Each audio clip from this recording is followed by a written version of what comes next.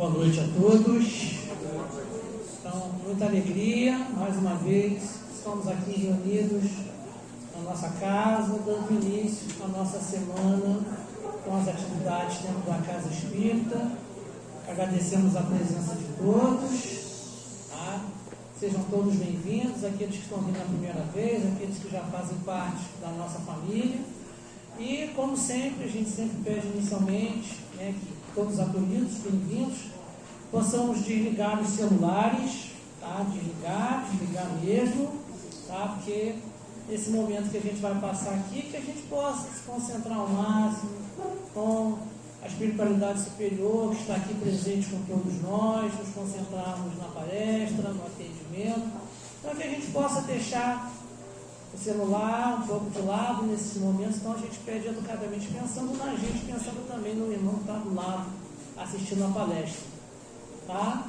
Como sempre também, a gente sempre pede que aqueles que porventura puderem, estão de carro e puderem dar uma carona, oferecer uma carona a alguém que precise, tá? Que a carona solidária, ônibus aqui em cima é difícil, é igual no antibiótico, é de 9 em 9 horas, então a gente, quem puder ajudar e colaborar, 12 em 12, né? Vamos quebrar um galho porque é segunda-feira, né? Depois a gente piora, tá? Então a gente pede que quem puder oferecer essa carona, né, seja sempre bem-vindo, tá? Então nesse momento agora, dando início ao nosso preparo. Boa noite a todos. Antes de fazer o relaxamento, eu gostaria de ler uma oração quântica. Ela é muito linda. Sobre a gratidão. Gratidão à vida que me inspira, me renova, me dá chances de evoluir diariamente. Gratidão ao local onde estou, aqui e agora, pois esse lugar precisa de mim e eu dele. Gratidão a todos os órgãos do meu corpo que funcionam em plena harmonia e perfeição. Gratidão à casa onde moro, que me serve de refúgio e descanso. Gratidão às oportunidades de trabalho, conquistas, sucesso e evolução que se abrem diariamente a mim. Gratidão a cada dívida paga, porque dessa forma honro meu nome, honro meus compromissos e meu dinheiro se multiplica. Gratidão a tudo aquilo que eu compro, adquiro, pois é fruto do meu trabalho. Gratidão a todas as pessoas que cruzam meu caminho. A gratidão às pessoas que me fizeram mal, porque assim desenvolvi força e coragem para seguir sempre adiante. Gratidão às pessoas que me fizeram bem, porque assim me senti muito amado e abençoado. Gratidão a todas as oportunidades de sucesso financeiro e pessoal que recebo, identifico e aceito. Gratidão a mim mesmo, que encontro a gratidão em todas as pessoas, coisas e fatos. Gratidão ao universo inteiro, que conspira a favor de cada pensamento meu. Por isso escolho com cuidado tudo aquilo que penso, falo ou desejo. Gratidão ao Deus maravilhoso que existe dentro de mim. Sou parte de sua divindade e por isso espalho luz, amor e paz onde quer que eu esteja. Gratidão, gratidão e gratidão. Nesse momento agora, Clélia vai fazer o preparo de ambiente. De coração puro. Este livro tem várias mensagens que eu gosto muito, que são mensagens ditadas pelo Espírito Emmanuel e nosso grande médium, grande ser humano, Francisco Cândido Xavier, que não se encontra entre nós agora, está lá na espiritualidade com certeza, com trabalhos bastante relevantes, e trazendo bem para essa terra, para o coração de todos nós. Eu escolhi a mensagem número 90, de coração puro. Amai-vos ardentemente uns aos outros com um coração puro. Pedro, versículo 1, artigo 1º, versículo 22. Espíritos levianos, em todas as ocasiões, deram preferência às interpretações maliciosas de textos sagrados. O amai-vos uns aos outros não escapou ao sistema depreciativo. A esfera superior, entretanto, sempre observa a ironia, a conta de ignorância ou infantilidade espiritual das criaturas humanas. A sublime exortação constitui poderosa síntese das teorias de fraternidade. O entendimento e a aplicação do amai-vos é a meta luminosa das lutas da Terra. E a quantos experimentam dificuldades para interpretar a recomendação divina, temos o providencial apontamento de Pedro, quando se reporta ao coração puro. Conhecem os homens alguns raios de amor que não passam de restos de dias, a luzirem através das muralhas dos interesses egoísticos, porque a maioria das aproximações das criaturas na crosta da terra inspiram-se em móveis obscuros e mesquinhos, no terreno dos prazeres fáceis e das associações que se dirigem para o lucro imediatista. O amor a que se refere o Evangelho é antes a divina disposição de servir com alegria, na execução da vontade do Pai, em qualquer região onde permaneçamos. Muita gente afirma que ama, contudo, logo que surjam circunstâncias contra os seus caprichos, passam a detestar. Gestos que aparentavam dedicação convertem-se em atitudes de interesse inferior. Relativamente ao assunto, porém, o apóstolo fornece a nota dominante da lição: amemos uns aos outros, ardentemente, mas guardemos o coração elevado e puro. Que assim seja. Graças a Deus. Então, nesse momento, vamos nos preparar para a nossa prece inicial. Elevemos nosso pensamento. Senhor Deus, nosso Pai amado, Jesus, Divino Mestre, aqui estamos mais uma vez, reunidos em nossa casa.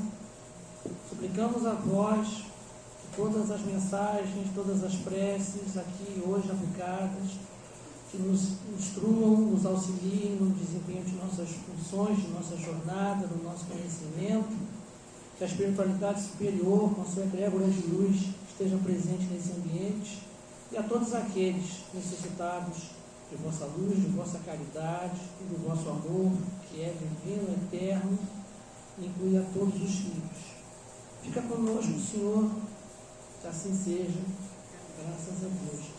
Então, na nossa noite de hoje, com muita alegria, recebemos já nosso irmão da casa, nosso amigo, nosso irmão José Henrique, com o tema da noite de hoje, brandos e pacíficos. Tá, Henrique? Queridos irmãos, uma boa noite. Boa noite. É sempre bom estarmos aqui unidos, objetivados para o mesmo caminho, que é o progresso espiritual que nos cabe. O estudo da nossa irmã é sempre assim, né? A gente vem com uma ideia, escuta algo. Aliás, esta casa me é peculiar, porque não diferente, eu presto atenção em tudo, e daí isso suscita ideias interessantes. Eu não ia falar sobre isso, mas tenho que falar. A nossa irmã, no seu estudo meditativo, nos fala da recepção e da doação. Foi ou não foi, irmã? Interessante que nós podemos aplicar isso é válido para todos nós, na respiração. Temos que mudar a nossa respiração. Ao invés daquela respiração periférica, inquieta, ansiosa, curta, vamos aprofundar a respiração. Porque estaremos fazendo exatamente o que ela nos disse. Captando profundamente, plenamente, o que nos é oferecido pelo mundo espiritual, pelos nossos mentores, por Jesus e pelo Pai. Vai entrar em nós essas bênçãos. Vai entrar em nós um ectoplasma purificado.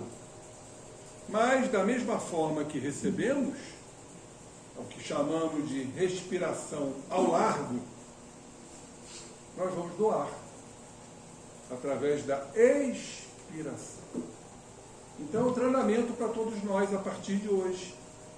Vamos aprofundar plenamente, ao largo, a inspiração. E vamos lentamente doar pela expiração. Inspiramos ectoplasma e expiramos ectoplasma. Que a gente não sabe, mas é extremamente utilizado pelos espíritos para diversos trabalhos, primordialmente a cura. O ectoplasma é utilizado para a cura. Tanto que o passe magnético, que é uma transfusão de fluidos, muitas vezes cura. Mas olha só que interessante. Respirar ao largo, ou seja, plenamente, profundamente. No hebraico, significa Yessá. Yessá origina o termo Yeshua. Quem é Yeshua, o Salvador? Jesus. Pois é. Significa estar livre. Ou seja, livre das preocupações, dos estados de ansiedade, do nosso orgulho. Ou seja, estarmos em paz. Sendo, como diz o título de nosso estudo, brandos e pacíficos. Porque a libertação, quando a gente fala de estar livre, é livre dos nossos padrões. Eu perguntava ao nosso irmão ali, hoje na subida, o que significa quebrar nozes. Ele imediatamente, com a cultura que lhe é peculiar, disse: ah, isto é uma música clássica. É, suíte quebra-nozes, de Tchaikovsky, não é isso? Mas eu não estava fazendo referência a isso. Estava fazendo referência a quebrar nossas nozes, nossos endurecimentos, nossas rigidezes, que nos leva a ter medo, que nos leva a ter insegurança, que nos leva a estados de ansiedade com uma respiração curta. Então nós não nutrimos nossas células adequadamente porque a nossa respiração é curta. Então precisamos nos libertar disso. Por isso que inspirar ao largo quer dizer inspirar o Cristo, seguir as leis de Jesus, o Salvador, através do processo de recepção e através de doação. Vejam só como as coisas são interessantes. Então, a nossa irmã falou sobre isso no seu estudo meditativo. Brandos e pacíficos. Isso nos lembra uma bem-aventurança que Jesus nos deixou. Aliás, ele subdividiu em duas bem-aventuranças. Vamos lembrar, não me canso de dizer, que Mahatma Gandhi nos falou, o grande, supremo Gandhi da Índia, o pacifista, que se toda a literatura mundial fosse extinta e só sobrassem as bem-aventuranças, nada estaria perdido. Então é um convite que faço também, para lermos, estudarmos, nos aprofundarmos nas bem-aventuranças. E uma delas, na verdade duas: bem-aventurados os brandos, porque herdarão a terra. E bem-aventurados os pacíficos, porque serão chamados filhos de Deus. Vamos destrinçar isto. O que é ser brando? Herdarão a terra. Falamos agora há pouco da geração nova. Kardec nos coloca muito bem isso no livro A Gênese.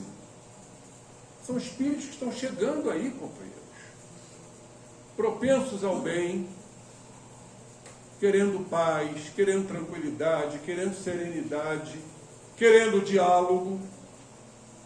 São esses que estão aportando em nosso órgão. Claro que isso não ocorrerá da noite para o dia. Tudo é gradativo, tudo é paulatino. As mudanças, muitos serão banidos, outros serão recolocados. Tudo lentamente. Porque estamos adentrando o orbe de regeneração? Sim. Mas não é assim como muitos pensam. Da noite para o dia, chegarão crianças iluminadas que transformarão o planeta num orbe celestial. Isso é ilusão. Pura ilusão. Agora, algumas crianças vão sendo inseridas. Como uma, não sei se aqui contei, se contei vou repetir. Tem uns 2 meses, mais ou menos, um amigo meu me parou na rua e, puxa, eu queria falar com você, você que estuda bem a doutrina espírita, nem tanto. A minha neta virou-se para a mãe, que era filha dele, e falou assim: mãe, eu queria dizer uma coisa. Fale, minha filha, 3 anos, hein?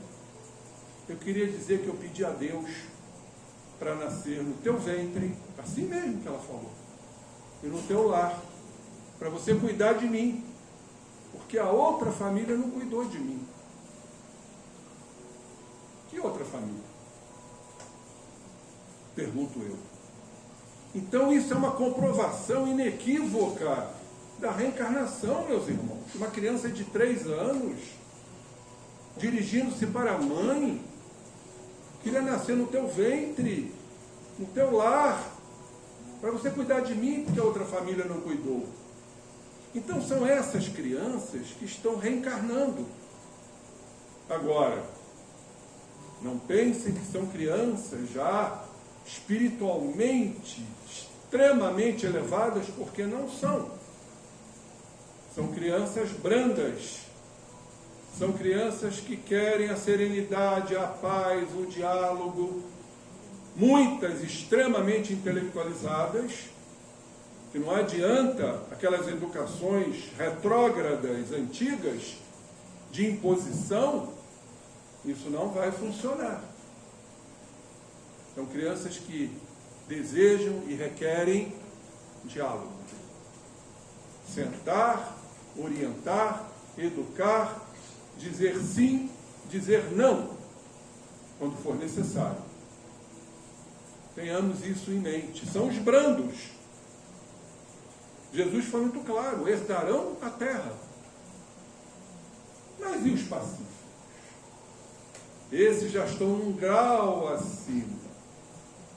Pacíficos. Paz, ciência. Ciência da paz. Os tranquilos, né, que vivem esta paz que chamamos de paz beatífica, o reino de Deus, vivenciam de alguma forma a nobreza da alma, a elegância do céu, o reino de Deus que está em nós. Interessante, porque o termo elegância, não elegância de adornos externos, de se vestir bem, de penteados bonitos, não. Estou me referindo à elegância da alma. Vem de eleito. Então os elegantes da alma são eleitos. E nós não somos eleitos? Já pararam para pensar nisso? Será que temos esse nível de gratidão, agradecermos o Pai de termos sido criados, eleitos? Quantos espíritos que ainda não foram criados? Quantos estão aí na fila, poderemos assim dizer, para serem criados, simples e ignorantes, e nós já estamos aqui. com certeza, através de reencarnações milenares. Não somos espíritos novos, primevos, não. Então temos que ter essa gratidão ao Pai que nos criou. Fomos eleitos. Agora, fomos eleitos para sermos elegantes, para vivenciarmos as leis de Deus dentro de nossas possibilidades. A elegância do self, a nobreza da alma. Esses são os pacíficos. Vivem nessa paz beatífica, nessa paz divina, de profundo grau de serenidade que ainda desconhecemos. Mas já podemos colocar isso, de certa forma, em prática. Ter a paciência. Isso é um treinamento extraordinário. Mas como, meu irmão, sermos pacientes em tantas turbulências e conturbações? Nesta azáfama, essa correria que estamos vivenciando, as criaturas que estão se atropelando, não respeitando, podemos sim, e devemos. Olhem a respiração, que a nossa irmã falou com muita propriedade. Saiamos do local estressor, nem que seja no canto. Inspiremos as bênçãos maiores e expiremos para doar a energia para aqueles conturbados. Porque as energias são utilizadas a partir do momento que idealizamos a finalidade dela. Será que isto está de acordo com o que a doutrina espírita nos fala? Fora da caridade não há salvação. Eu acabei de falar, respiração ao largo, Iessá e Yeshua, Jesus o Salvador, que liberta. Fora da caridade não há salvação. Então vocês vejam que tudo conspira, que tudo converge. O que nos basta não é só escutar, mas também colocar em prática. Saiamos daquele momento conturbatório, vamos fechar os olhos, vamos inspirar, agradecer, vamos expirar, vamos doar. Sabe o que acontece? Nós vamos nos equilibrar. Os hormônios do estresse vão ficar assustados na nossa organização. Estaremos elaborando hormônios, neurotransmissores, monoaminas, altamente tranquilizadoras. Fruto do nosso desejo, da nossa vontade, da nossa intenção, tudo está de acordo com o nosso livre-arbítrio. Podemos ser melhores? Podemos. A todo instante e a todo momento. Bem-aventurados os brandos e bem-aventurados aqueles que têm paciência. Que não é fácil, reconhecemos. Mas aí eu trouxe aqui uma belíssima lição. Não vou negar o quão sou admirador desse espírito que recentemente deu a última comunicação para o Divaldo. A última. Está lá nesse livro que chegou agora, tem uma semana para mim. O Essencial. Chama-se Amélia Rodrigues. É um espírito muito doce. É um espírito que certamente viveu na época de Jesus. Eu a chamo de a romancista do Cristo, porque ela vive aquele momento com tanta intensidade, com tanto romantismo, que realmente nos envolve, nos seduz. E esse último livro dela, eu digo último, pelo Divaldo. Não quer dizer que não terá outro médium que dará continuidade. E de preferência um médium que tenha vivido na época de Jesus. Eu faço constantemente, todo mês, um trabalho de Amélia Rodrigues para Cascavel, no interior do Paraná, só dos livros da Amélia Rodrigues. E um dos títulos do livro, Quando Voltar à Primavera, Brandos e Pacíficos. E ela aqui coloca um cenário que se correlaciona com esse estado de brandura, de serenidade, de beleza. O cenário de acordo. Olhem como ela começa. A azáfama do dia, a correria do dia, ceder a lugar à terna e suave tranquilidade. As atividades fatigantes alongaram-se até as primeiras horas da noite, que se recamara de astros alvinitentes, as estrelas. Então, quando a gente lê isso, a gente se imagina o final do dia, o crepúsculo, o pontilhar ou coruscar das estrelas, a lua que surge, esse momento de paz, de tranquilidade, meus queridos irmãos, estão em nós. Eu vou para o meio do mato para ter este momento. É um equívoco. Porque se não tivermos essa paz interna, esse estado de serenidade, de brandura, estejamos onde estivermos, não estaremos em paz.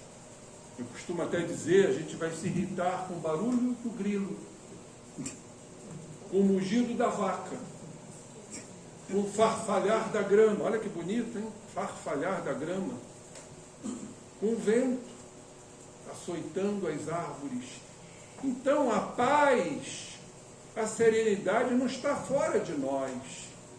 Aliás, quem disse isso foi um dos líderes do taoísmo, Lao Tse, que ele dizia: a paz não encontra-se fora de vós, mas sim dentro de vós. E aqui que cenário lindíssimo. E Jesus atendendo os corações à margem do lago de Cafarnaum, após a formosa pregação do entardecer, o crepúsculo, onde as criaturas demandaram seus sítios, foram embora, mas facultando que eles, a seu turno, voltassem à casa de Simão. Depois de um repasto simples, uma refeição leve, o mestre acercou-se da praia em companhia do apóstolo afeiçoado, o nosso querido Simão, Pedro, e percebeu que Simão estava triste, tristonho. E Jesus então interrogou com amabilidade: que aflição tisna a serenidade da tua face, Simão? Quer dizer, que aflição macula, sombreia a tua serenidade, encobrindo-a com véu de singular tristeza. E aqui eu faço uma observação, que é até uma pergunta. Algum dia, na condição de espírito puro, Jesus ficou triste? Muitos vão dizer sim, vendo os seres sofrerem, vendo as criaturas se amargurarem. Jesus ficava triste. Não ficava triste. E nós vamos mostrar por quê. A tristeza, meus irmãos, é comum para todos nós, espíritos imperfeitos, quando as coisas se opõem à nossa forma de ser. Vamos dar um exemplo: a desencarnação de um ente querido, ficamos tristes. Mas não é uma oposição à nossa forma de ser.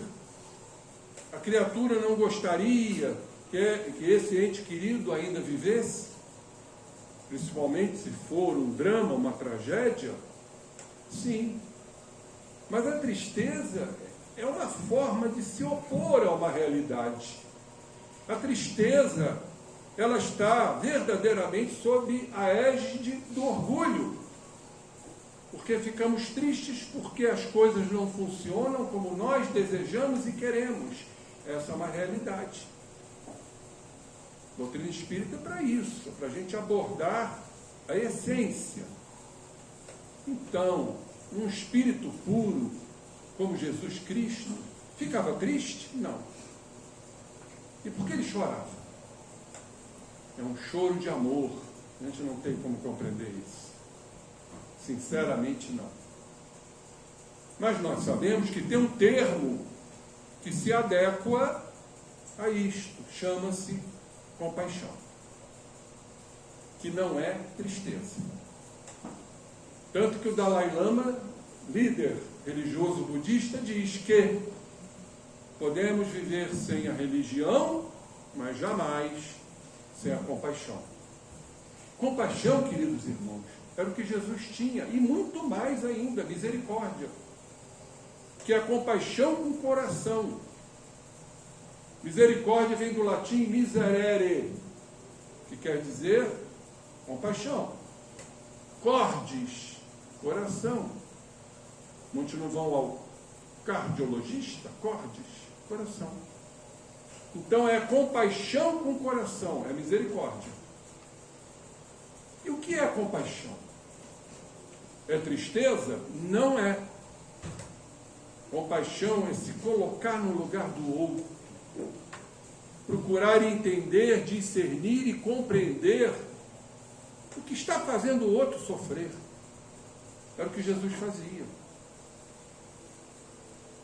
Tanto isto é verdade, eu trouxe aqui para vocês, para análise, para estudo, lá no Livro dos Espíritos, segunda parte, capítulo 1, dos Espíritos, escala espírita. Não vamos falar dos de segunda e terceira ordem, nós estamos na terceira ordem, segundo classificação de Kardec. Vamos falar dos espíritos puros, para mostrar que não existia e não existe tristeza, e nunca existiu no coração de Jesus? Primeira ordem, espíritos puros, 113, item 113, primeira classe, classe única. Olhem só o que Kardec nos traz. Gozam de inalterável felicidade. Companheiros, não é difícil entender que um espírito puro tem a felicidade inalterável. Então não há espaço, não há hiato para o sentimento humano de tristeza, que nos é peculiar. O espírito está sempre feliz. Mas como estar feliz ante a desventura de um outro irmão? Como? Está feliz por compreender que este irmão está passando por um momento de desventura, ou seja, está se colocando no lugar do outro, mas que ele vai sair disso. Porque todos nós somos evolutivos. Vejam que interessante, como é muito importante o estudo, né? Se o espírito goza de inalterável felicidade, não há espaço para tristeza. E aqui Kardec continua. Porque não se acham submetidos às necessidades. Olhem só, como nós. Nem às vicissitudes da vida material, como nós. Ou seja, estamos passando e continuaremos a passar por vicissitudes nossas e de outrem, que vamos nos entristecer quando algo acontece com estes, o outrem. Vejam que interessante isso. essa felicidade, diz Kardec, porém, não é a de ociosidade monótona. Agora eu vou para o mundo espiritual, de asinhas, como anjos, vou ficar bailando ao sabor do vento. Isso tudo é ilusão, né, companheiros? E com todo respeito, mas sabemos que isso foi trazido de um outro segmento religioso. Isso é ociosidade monótona. Os espíritos puros trabalham com afinco, não evoluem mais, sob o ponto de vista da ascensão espiritual. Vamos falar sobre isto, porque eu escuto, e muito, não é pouco não. Inclusive, no meio espírita, meu Deus, que Jesus continua evoluindo. Então isso tudo cai por terra.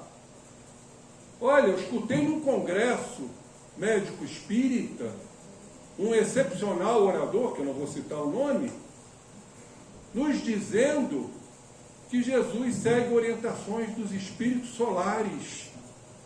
Então Jesus não é puro. Se existem espíritos solares acima de Jesus, o que seria isso? Super puro? Podem estar em iguais condições, mas jamais acima de Jesus. A doutrina espírita é muito clara, vamos estudar. Esses espíritos chegaram às culminâncias, aos píncaros da evolução. Jesus e outros mais que desconhecemos. Então, temos que tomar muito cuidado. E outra coisa, se Jesus continua evoluindo, jamais alcançaremos Jesus. Esse Pai é injusto em conceder a Jesus estar sempre à nossa frente e não nos oportunizar a possibilidade de chegar a Ele. E Ele foi muito claro: nenhuma de minhas ovelhas se perderá. Isto é, de uma significância muito profunda. Chegaremos lá, estaremos, como diz no jargão, tete a tete com Jesus. E vamos falar como Jesus falou e fala: eu e o Pai somos um, ninguém vai ao Pai a não ser por mim. Agora, irmãos, isso é uma escalada, eu não tenho como quantificar isto, até porque cada um tem um livre-arbítrio, cada um tem uma evolução. Uns vão se adiantar, outros não, e por aí vai. Agora, o que eu não posso imaginar, estudando a doutrina espírita, é que Jesus vai estar sempre à nossa frente e segue a orientação de espíritos solares. Isso é inadmissível. É só estudar e ver aqui como Kardec nos coloca. E o próprio Cristo fala sobre isto. De onde tiram essas coisas? Oi? De onde tiram essas coisas? Querem ser os detentores, né, da verdade, submetendo a doutrina a condições lamentáveis. Olhem só o que Jesus nos fala, meus irmãos. Está no Evangelho de João, capítulo 16, versículo 20. Em verdade, eu vos digo, vós gemereis e vos lamentareis, enquanto o mundo se alegrará. Sereis contristados, mas a vossa tristeza se converterá em alegria. E Jesus era mais que convertido. Portanto, não cabe tristeza no espírito e no coração de Jesus. Agora, o que ele está aqui a nos dizer? Que nós, que já compreendemos, que já estamos passando e entendendo e compreendendo a dor, que é inerente a todos nós. Todos aqui têm dor, seja ela física ou espiritual. A dor da perda, o sofrimento é opcional. Poderemos sentir a dor e não sofrer. Vocês acreditam nisso? Pois é, sofrimento é opcional. Por quê? Porque passamos a compreender o objetivo, a finalidade da dor. Que ela vem para nos realinhar, ela vem para nos reajustar. Bendita dor. O próprio Leon Denis nos diz que a dor educa, a dor aperfeiçoa e a dor nos sensibiliza. Não podemos nos apartar da dor. Querem um exemplo? Não vou pedir para vocês fazerem isto, mas um beliscão agora vai mostrar como a gente sente dor. Aí você vai olhar para a irmã ou o irmão, vai dizer: obrigado, está me despertando, porque eu estou aqui dormindo. Ou seja, o objetivo da dor. Então o sofrimento é opcional. Ainda tem aquela máxima, né? Se não aprende pelo amor. É uma máxima equivocada. Não, mas vai, tem que aprender. Sabe por quê? Ele está dizendo aqui: se não aprender pelo amor, aprende pela dor. Primeiro de tudo, nós não amamos ainda. Nosso amor é outro. Nosso amor é posse, é dominação, é apego. E mais, o alto amor é doloroso. Então, amor e dor, no nosso estágio, estão muito próximos. Quer algo mais doloroso do que se olhar, se descobrir, tirar o véu, ou seja, a revelação, que vem do latim revelare, quer dizer tirar o véu, para nos entendermos e nos aceitarmos? Isso é doloroso. Então, quando falamos de amor, que se inicia no alto amor, o próprio Cristo falou isso: amar a Deus sobre todas as coisas, ao próximo como a ti mesmo. O amor inicia-se em nós. Processo de autodescoberta, alto amor, que é um processo doloroso. Então, verdade, são termos que no nosso estágio se confundem. Até porque ainda não amamos, companheiros. Amamos dentro da nossa visão, da nossa ótica, de dominar, de controlar, materializado, apegos, entendeu? Nosso amor é um amor de apego, não é um amor que liberta. Por isso que existe um sentimento que é patológico. Na Associação Americana de Psiquiatria fala-se da síndrome de Otelo, que é o ciúmes. Por que somos ciumentos? Por insegurança, por medo de perdermos aquilo que a gente pensa que é nosso. Aí nos enciumamos. Isso é amor? Jamais. Ah, mas eu amo demais. Você não ama demais. Amor não existe demais. Amor é brando, amor se multiplica, amor liberta, amor respeita. Então você não ama demais porque não existe nada demais. Existe paixão. E como diz Joana de Ângeles, é dissolvente. Mas vamos voltar ao tema, porque senão a gente vai canalizar para uma outra palestra.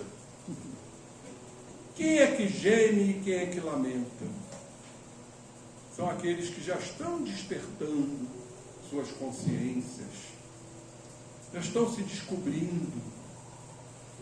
Vem a dor e vem o sofrimento que ainda nos é um apanágio. Mas Jesus diz aqui: o mundo se alegrará. Quem é que são esses alegres? São aqueles que vivem os prazeres mundanos, periféricos, de indiferença, de insensatez. Vamos aproveitar o mundo, vamos aproveitar a vida. São esses que se alegram. Na verdade, isso não é alegria. Jesus usou esse termo, mas nós chamamos isso de euforia. Euforia é uma coisa, alegria é outra.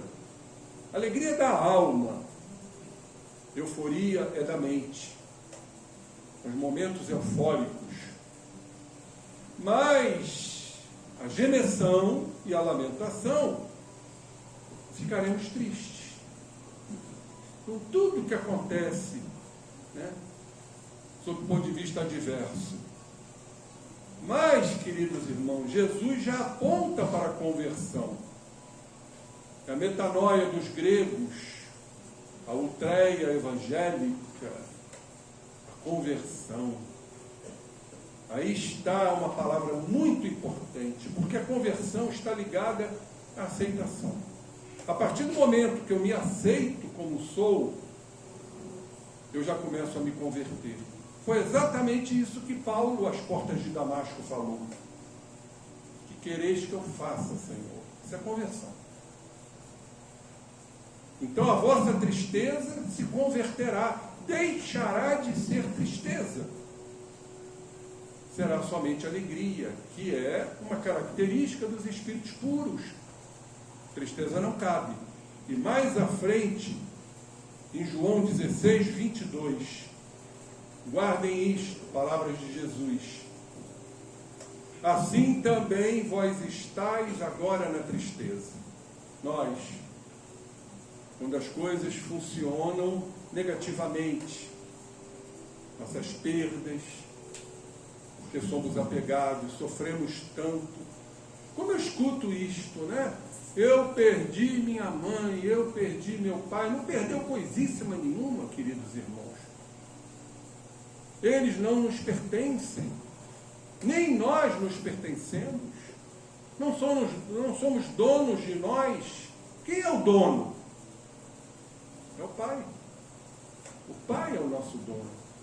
Foi Ele que nos criou. Então temos que mudar determinados vocábulos que são equivocados. Eu perdi. Não perdeu nada, nada nos pertence. Ah, mas é meu filho. Não, não é seu filho. Está seu filho. Está filho. Não está seu filho porque você voltou com o pronome possessivo. Você fez uma redundância aí. Está seu filho, não. É está filho. É diferente. Então nós temos que ter essa concepção. Por isso estudamos a doutrina. Olha o que o Cristo nos diz. Assim também vós estáis agora na tristeza. Mas eu vos verei de novo. O que Jesus está a nos dizer? Que o Cristo vai nos ver de novo. Em verdade, não é o Cristo que vai nos ver. Nós é que vamos ver o Cristo. Como? Como Paulo. Não sou eu, mas quem vivo. É o Cristo que vive em mim. No auge do seu apostolado. Cumprindo fielmente as leis de Deus. O Cristo está em nós, eu sempre digo isso. Porque Deus está em nós. Vocês concordam? Fala de Jesus. O reino de Deus não encontra-se nem aqui nem acolá. O reino de Deus encontra-se em nós. Então Deus está em nós. Bom, Cristo disse, eu e o Pai somos um. Então, se eu e o Pai somos um, e o Pai está em nós, o Cristo também está em nós. É uma questão dedutiva apenas. O que falta é nos abrirmos a Ele. Aí Ele nos verá, porque a gente está o vendo. E Ele termina aqui dizendo, o vosso coração então se alegrará. E olhem como ele termina em João 16, 22. E essa alegria ninguém vos arrebatará. Ninguém vai tirar essa alegria. Está claro isso? Ah, então, mas de repente eu fiquei triste. É porque esta alegria ainda não está plena. Coisa interessante isto, né? A gente vai estudando e vai vendo essas possibilidades. Aí vamos, para corroborar tudo que foi dito, a um livro magnífico, Jesus e a Atualidade. Capítulo 9, que fala de Jesus e alegria. Joana de Ângeles, a doce Joana, não tanto quanto a Amélia. A Joana ela é mais racional, mais cognitiva, mais científica. A Amélia Rodrigues é mais doce. Mas ela fala aqui no capítulo 9, Jesus e alegria. Vamos ver o que ela diz? A tristeza, diz ela, é morbo. prejudicial ao organismo. Morbo é o quê? Doença. Então, quem está triste está prejudicando o seu organismo. E ela diz mais aqui, ó, peste que consome a vida. Tudo em tua volta é um hino de louvor, de alegria, meus irmãos, de gratidão a Deus. Somos eleitos, não vamos esquecer isto, para que a gente exerça a elegância do self, a elegância da alma. Eu sempre faço uma comparação mais ou menos assim. Deus nos criou e disse: vá, meu filho, e volte. Porque Ele criou para que a gente vá ao mundo. Reencarnação. E um dia voltaremos a Ele. Pois é. Por isso temos que agradecer a Deus por sermos eleitos. Agora, exercer a elegância. Porque elegância vem de eleito.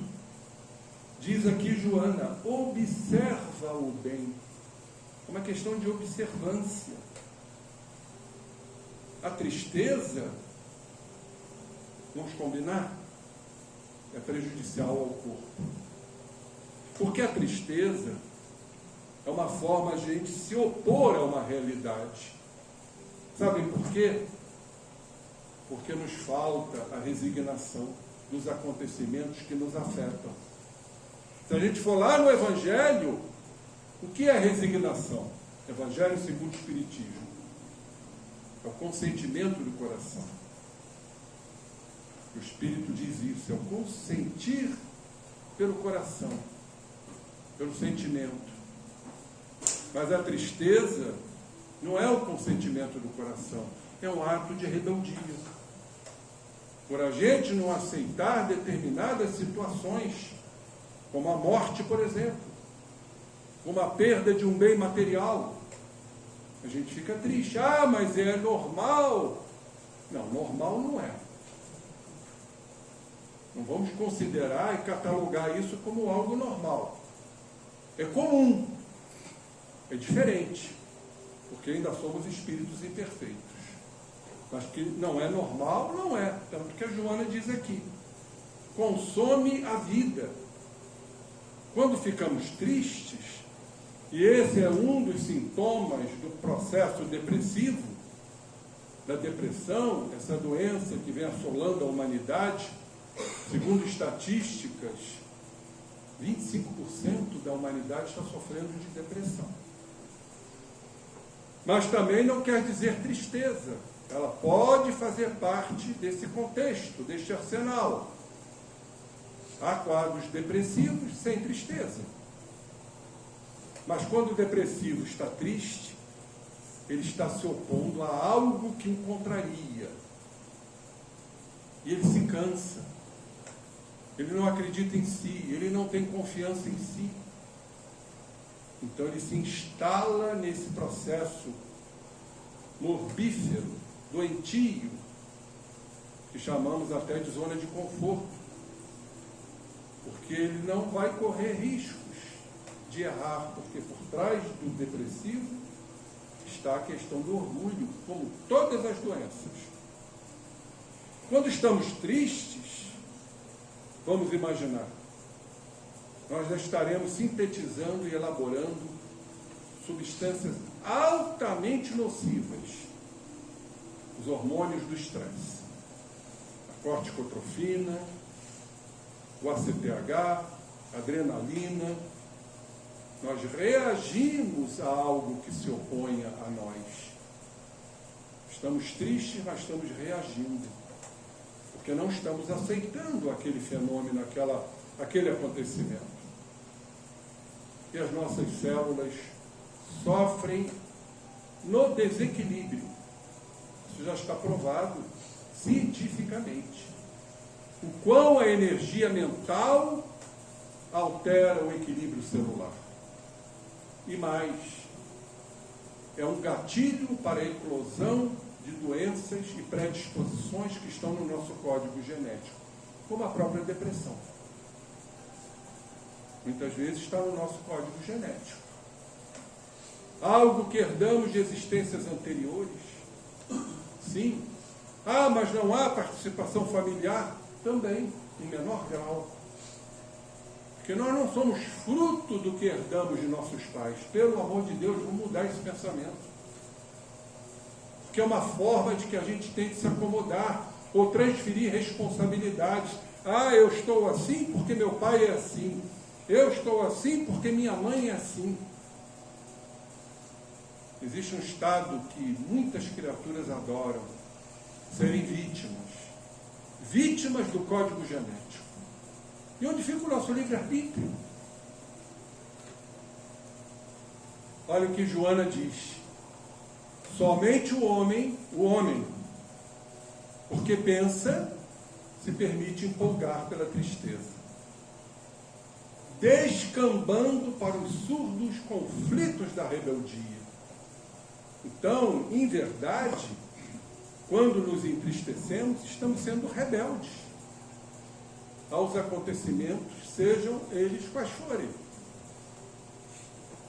Olhem só, essa tristeza pode resultar de 2 fatores, entre outros: reminiscências do teu passado espiritual e perturbação com repercussão obsessiva.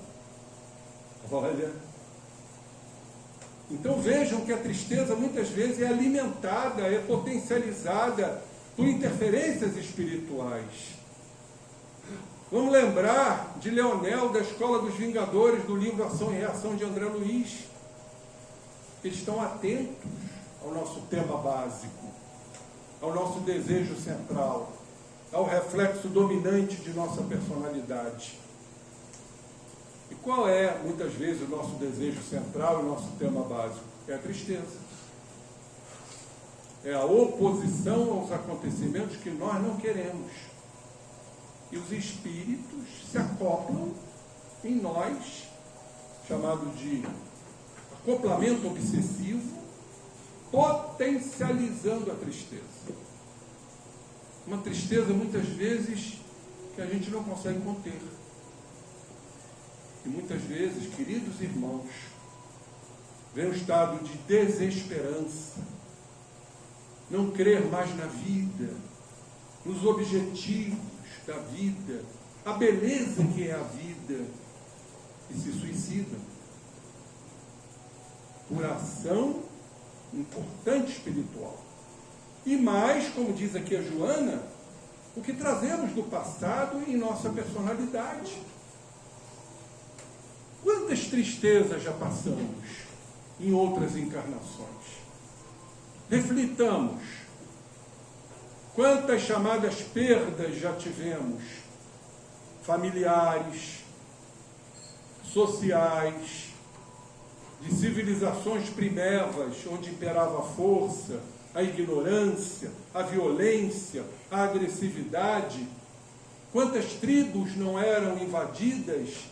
Quantas crianças sofriam estupro e eram mortas por serem de tribos diferentes? Nós estávamos lá, meus irmãos. Pois é, estávamos lá sim.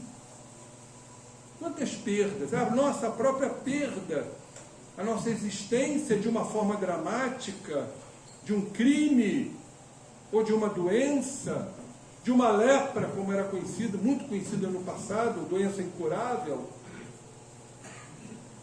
E ficávamos tristes e rebeldes por conta disso.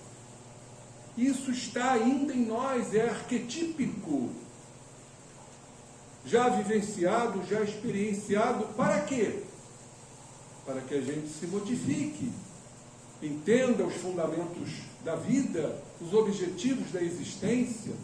Se estamos passando por tudo isso, vamos compreender, e eu garanto que vamos nos entristecer menos. Não quer dizer que eu esteja passando por um drama e vou ficar feliz, soltando fogos.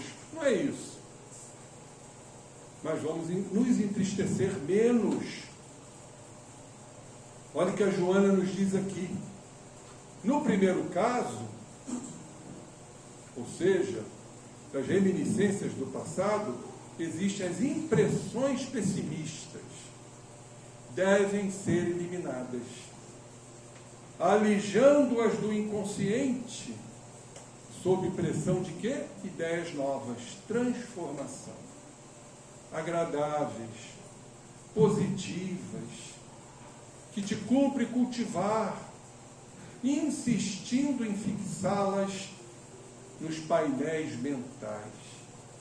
Isso é de uma importância muito grande. Primeiro, por que somos pessimistas? Segundo os estudos da alma, o pessimista é aquele que se mascara por conta do medo. O pessimismo é uma das personas do medo. Porque se eu sou pessimista e o medo está por trás, por que eu vou tentar? Ah, não vou lá não. Não vai dar certo. Não vou insistir. Olha o pessimismo aí, patente, cuja raiz é o medo. O medo de errar, o medo de falhar. Tudo, em verdade, sendo regido pelo tal do orgulho, em que nós não aceitamos o erro e a falha. E quando a gente não acredita em nós mesmos, nos tornamos pessimistas. Ah, por que eu vou lá no GL? Por quê? Não vai cair a graça em cima de mim, não é? Então é o pessimismo. Nós temos que ter o quê? Coragem. Saber que tudo passa, que tudo é momentâneo, que tudo é transitório. Criar ideias novas, como diz aqui Joana. Transformar fixações. Isso é de uma importância capital. Nós somos regidos por fixações mentais. Você sabe aqueles pensamentos que não saem da mente? É uma fixação. É um painel fixado. Nos cabe desfixar, tirar essas fixações. Chamamos isso também de descondicionamento. Seria mais ou menos como desmamar. Não é assim que a gente faz com a droga? Vai desmamando aos pouquinhos, vai descondicionando a criatura. E isso é um vício mental, tal qual o vício físico. Hoje, eu não vou ser tão pessimista. Sabem de uma coisa? Eu vou lá no centro, sim, quem sabe? Já é uma vitória, já é uma ideia nova, já é algo agradabilíssimo, algo extremamente positivo. E a Joana aqui, então, nos diz o seguinte: se te acostumas a pensar bem, superarás as lembranças mais. Os hábitos se enraizam. Os hábitos enraizados em nós ainda são nefastos. Vamos desenraizar para criar novas raízes positivas, para evitar as repetições nocivas. Vamos dominar o que desse processo? Os automatismos da mente e do corpo. Nós somos movidos por automatismos, impulsos. Freud chama de pulsões. Algo que vem que a gente não domina, mas temos que dominar. Reverter esses automatismos em automatismos positivos. Sabemos que não é fácil isto. E para finalizar, na segunda hipótese, dos processos obsessivos, diz Joana de Ângeles, a hospedagem mental e emocional de entidades desencarnadas, malévolas, ocorre porque encontram sintonia. Temos que mudar a sintonia. Ninguém consegue sintonizar duas estações de rádio ao mesmo tempo. Vocês conseguem? A Globo, que é o Jornal do Brasil? Ou estaremos ouvindo a Rádio Globo ou a Rádio Jornal do Brasil? É opção nossa. Temos que mudar a sintonia. Porque as entidades estão aí à espreita Ocorre porque encontram sintonia nas tuas faixas psíquicas, estabelecendo contato hipnótico. É um processo de hipnose que vai se agravando com o tempo. Vamos ficar à mercê das influenciações espirituais altamente devastadoras. Este é um capítulo que eu anseio para o futuro da medicina espiritual. Estudar os processos obsessivos como causadores de enfermidades ou acionando enfermidades, porque simplesmente estamos sintonizados. E aí isso nos lembra a famosa pergunta 459 de O Livro dos Espíritos. Influem os espíritos nos nossos atos e pensamentos? Muito mais do que imaginamos, a tal ponto que, de ordinário, são eles que nos dirigem. Irmãos, tudo está em nossas mãos. São as nossas escolhas. Vamos escolher o Cristo, sejamos elegantes, sejamos suaves, serenos, brandos, vivenciando essa beatífica paz que está em nós. Como disse Jesus, aonde ele ia, ele dizia: meus irmãos, que a paz esteja convosco. Graças a Deus. Nesse momento, nos preparamos para a prece final com o nosso irmão José Henrique. Vamos, nesse momento oportuno, frente aos estudos que fizemos hoje, inspirar. Que possamos inspirar a paz que Jesus derrama para nós. Sentir este momento tão pleno, tão suave, tão sublime,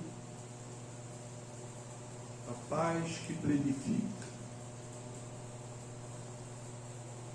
E que possamos também, pela expiração, derramar essa paz para todos os irmãos que sofrem, os desarvorados, os desorientados, os aflitos. Quando tu, Jesus, disseste: vinde a mim, vós que sofreis, porque eu vos aliviarei, o alívio está na paz daqueles que sofrem, daqueles que estão em convulsão espiritual. Que sejamos teus tarefeiros, Jesus, alistados, alinhados em tuas hostes de amor, como trabalhadores da última hora, pregando, exemplificando e amando dentro de nossas possibilidades. Assim, Jesus, que a respiração, através da inspiração, possa absorver a tua paz. E a expiração, que seria um sopro, chegar aos irmãos em estado de lamentação. E aí sim, ó Jesus, estaremos cumprindo o que a nossa doutrina, que tu, como Espírito de verdade, dirigiu e dirige, afirmando que fora da caridade não nos salvaremos. Portanto, Mestre amado, já começamos a ampliar nossos conhecimentos e pedimos e te rogamos a tua presença em nossos corações que pulsam, que se abrem a ti, para o legítimo amor que atingiremos por força da razão e do progresso espiritual. Mestre querido, humildemente pedimos então a permissão para o encerramento das nossas atividades esta noite. Que possamos partir com o coração feliz, com a alma livre, com a alma em paz. Ó Mestre amado, não temos como agradecer, mas podemos apenas dizer: obrigado, Jesus. Obrigado por tudo. Obrigado por tua presença. Obrigado por teu amor e obrigado por tua paz.